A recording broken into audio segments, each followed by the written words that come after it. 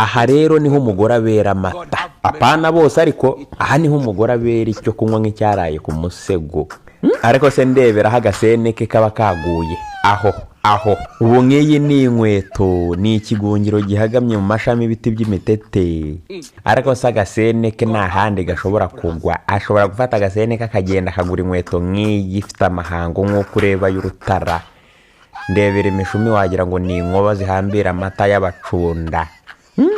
Ubu se aya ni ameza bariraho, kandi aho babera inganje yabanduranye n'ukwezi, akibeshya agakunda igikweto nk'iki kidafite fomyura. Ushakira fomyura ukayibura bikagusaba kubanza gukabakaba, ugapima kakagutanda ukakimubuza.